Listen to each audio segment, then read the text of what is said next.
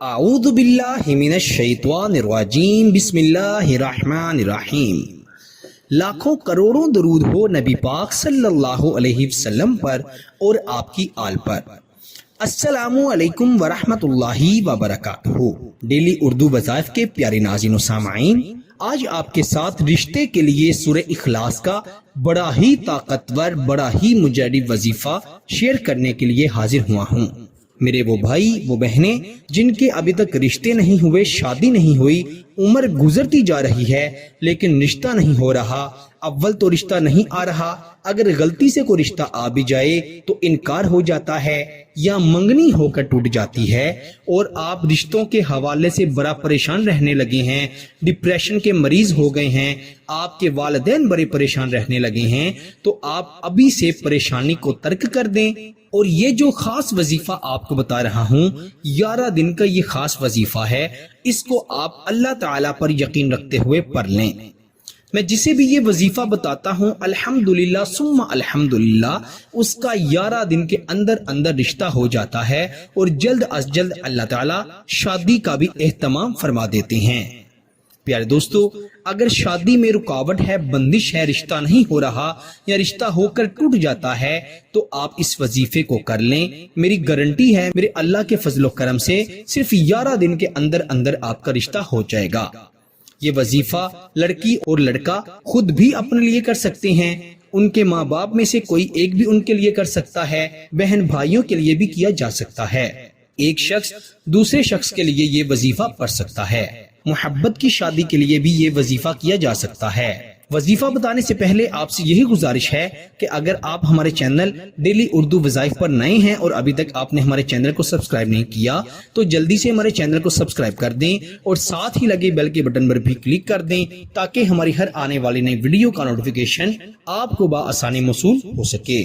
Daily Urdu وظائف کے پیارے ناظرین و سامعین، میرے پیارے بھائیوں اور میری بہنوں، آپ نے یہ وظیفہ دن کے وقت کسی بھی وقت پر لینا ہے، صبح فجر کی نماز سے لے کر شام مغرب کی نماز تک، اس کے درمیانی وقت میں کسی بھی وقت یہ وظیفہ کیا جا سکتا ہے، وقت کی کوئی قید نہیں، کوئی پابندی نہیں۔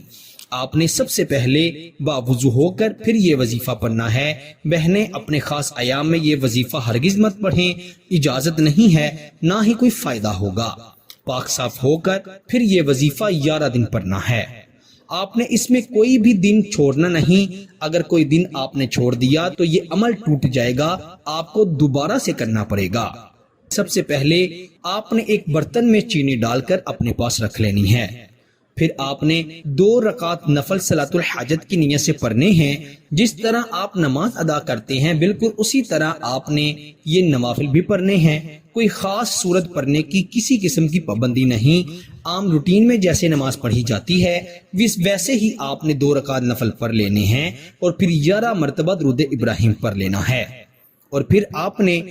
111 مرتبہ